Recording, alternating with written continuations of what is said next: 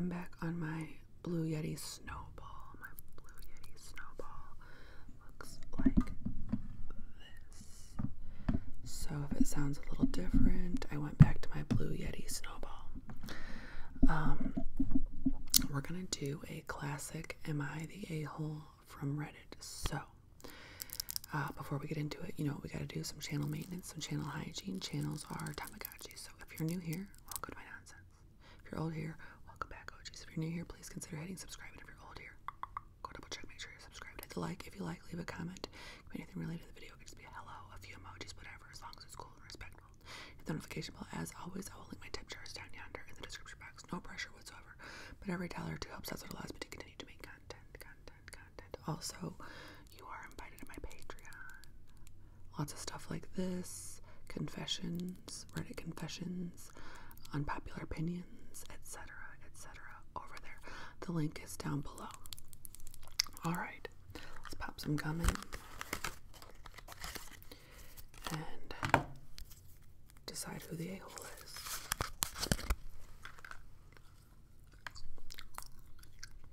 Okay. Am I the a-hole for ignoring a crying baby with its mother present in a restaurant and continuing to enjoy my dessert? A few days back, I was out for dinner with two friends. Anne is pregnant currently, 17 weeks.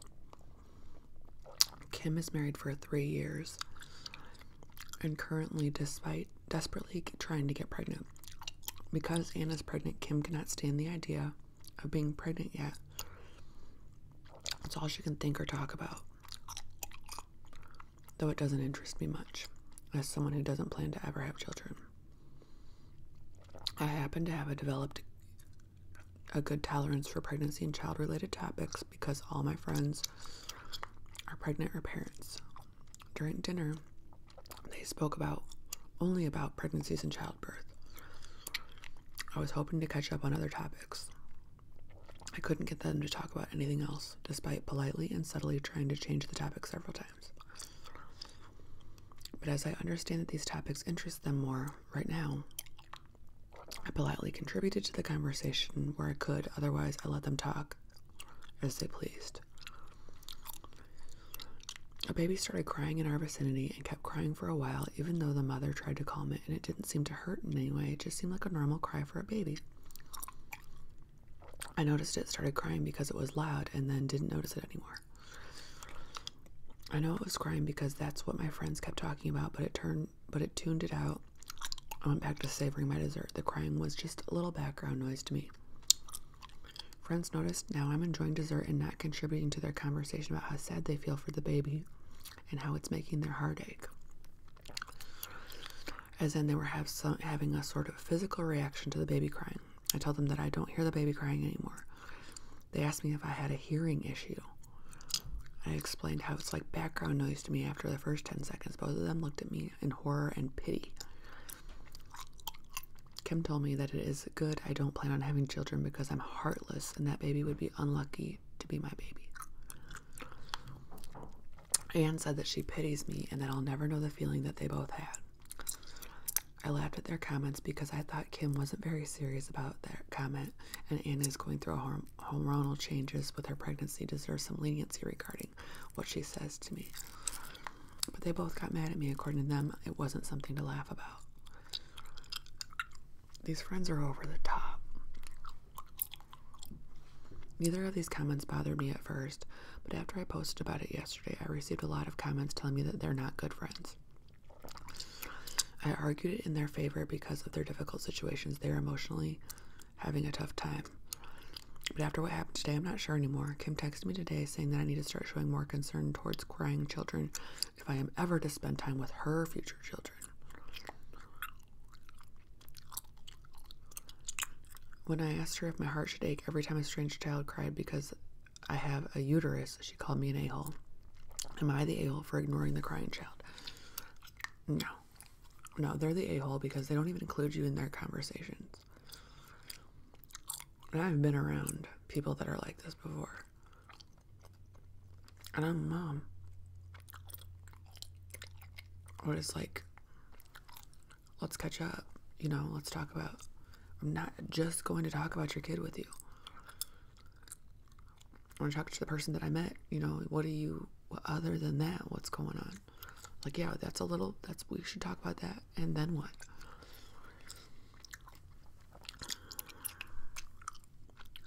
As a child, oh, wait, this is her again. I have a child in Friends Without, and I can't fathom saying what your friend said to you. You're not the a-hole. As a child-free person, OP, you were being headhunted for privilege of potential employment as a free babysitter so that your friends can enjoy their life. Continue to show no concern for crying children with their own parents to avoid this lucrative opportunity. Oh my God, this just made a really confusing experience click for me. I had someone I know absolutely flip out that I wasn't into their kid enough. That was nice. I brought gifts and everything, but I guess I didn't coo sufficiently. And he started screaming that it meant he could never trust me to take his child on vacation with me. It was bizarre and out of nowhere. Vacation? What? In hindsight, I wonder if he was already projecting free babysitting services, and seeing my relative disinterest was kind of a wake-up call on the subject. And that's what he was so furious about. Something I've noticed is that about 50% of the people I know who have become parents stay relatively normal, just tired and distracted. The other 50% turn into crazy, entitled a-holes. That might be an accurate statistic. It might be. Alright, let's check out another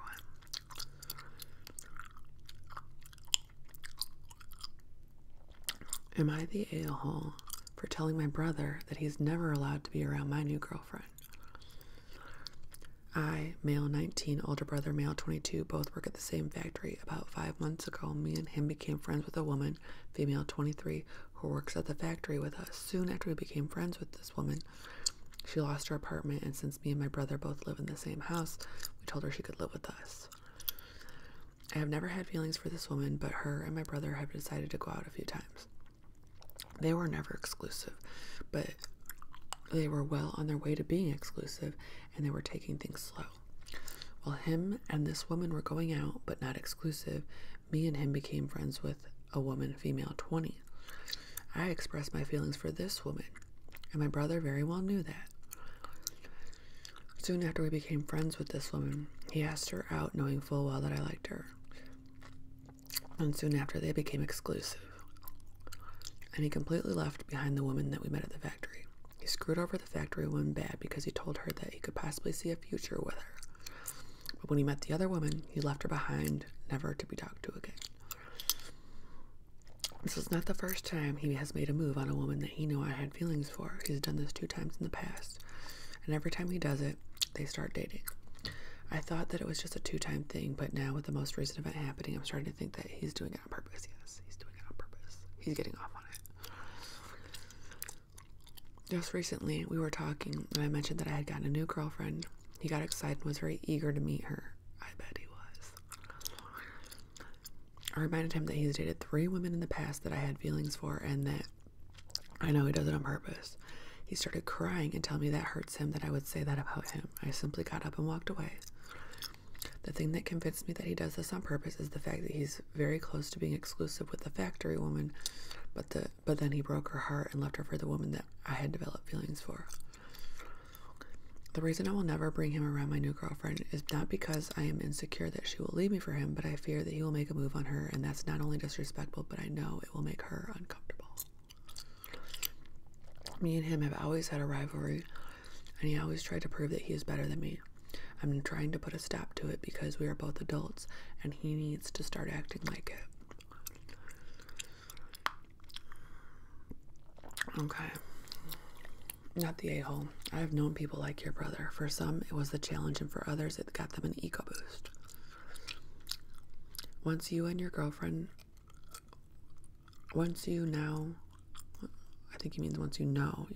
better. Yeah, once you know your girlfriend better, tell her about your brother and then bring her around. At least she will be prepared if he tries anything. You shouldn't have to keep a person away from your home like that. It's impossible to steal someone. Both people are making choice when it happens. Remember that. And somebody said, I disagree with this comment. Keep your brother away from her.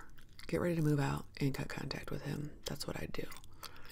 Me and my brother would never do this to each other. I can't fathom what a prick the OP's brother is. Exactly. Not just this. There is likely more shitty behavior, right? People that do this don't just do this. They're just a-holes in general. Yes, it's the question of respect. Family members who betray other family members lose their privileges, and I've been on Reddit long enough to know the lengths some people will go to most definitely steal partners. You see stories that kind of people ranging from sabotaging relationships to straight up R-wording almost daily. No contact is the way. OP should let everyone his brother later involves know why they went no contact. And people like this, since they're getting off of it and they make a habit of it, he's probably going to do it to a friend next or another relative. Like, it's his MO, you know? Okay.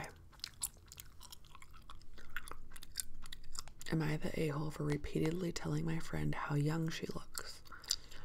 I have a black friend and I always tell her how young she looks. I thought she would take it as a compliment on her appearance. We all want to look young after all. And she does look a lot younger than her age, which is impressive. I asked her for her skincare routine and she gave it to me. I like this friend. I thought nothing of it. I would make comments every once in a while about how young she looks. I wasn't trying to make her look stupid. I just point out she doesn't look her age. She looks much younger. I wasn't trying to humble her either. It's a good thing to look young. I hear her tell her friends about me and listened in on the conversation because I heard my name. She said it's annoying that she's always telling me how young I look. Like, why does she keep telling me that?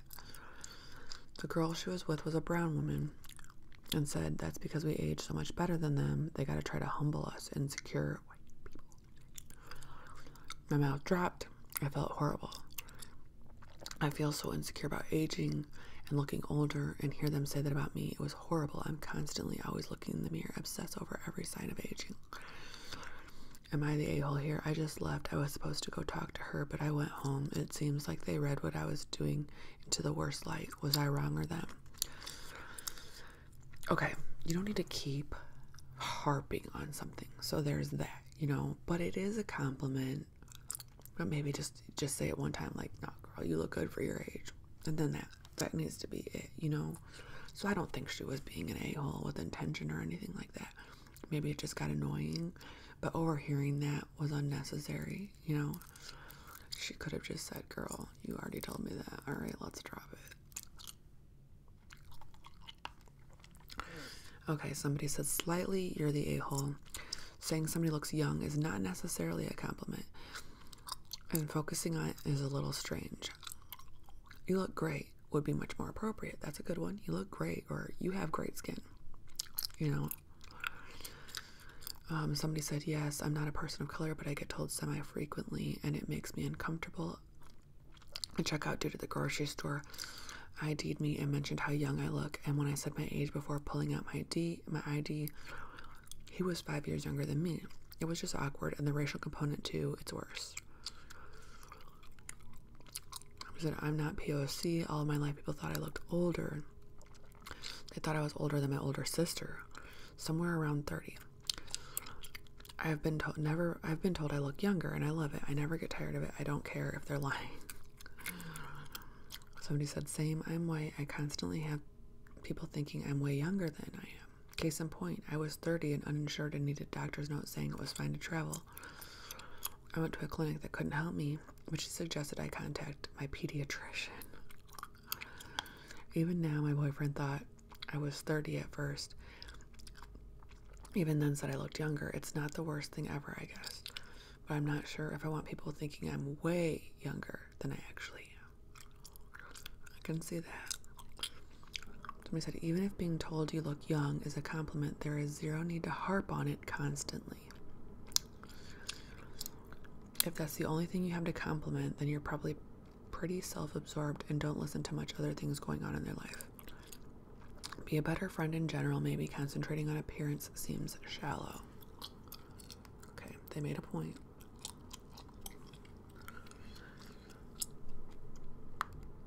Okay. Am I the a-hole for telling my younger brother that he is probably not going to be a doctor? My brother, 15 male, is a good kid. He studies a lot. He works his arse off. But he still gets low grades in school. He has multiple learning disabilities and such. He's taken an IQ test, a real one from a professional, not those shitty online ones, and got a score of less than 80. Nonetheless, he's one of the kindest people I know. He really wants to become a doctor because he wants to help people. I, 20 male, really respect his noble goal, but I just don't think he has the academic smarts for that kind of stuff. My older sister, who is in med school, by the way, and my dad agree. We sat him down and told him they should consider other choices other than becoming a doctor. We told him how he had to work harder than most people and how he was different. My older sister spoke to him about med school and discouraged him. After the conversation, he seemed really upset and he hasn't spoken to us since. And I could tell he has been crying. Am I the a-hole?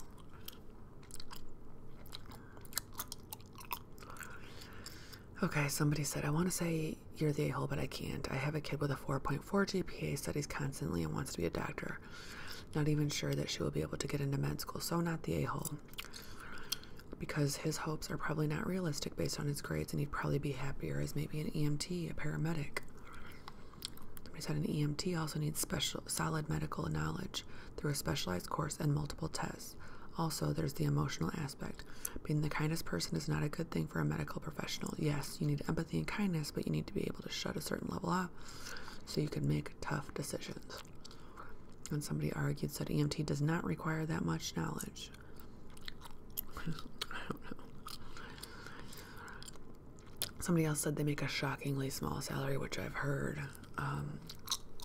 Somebody said because the barrier to entry and educational requirements are almost non-existent. It's a crime how little paramedics get paid, however. They should make close to nurse money, but they don't. That's weird, right? Very weird. And somebody else said, yeah, especially with how much ambulance rides cost. We got a America comment. And another America comment. Somebody said, in the U.S., maybe, but in other more modern countries, it's a specialized job with a tough educational background.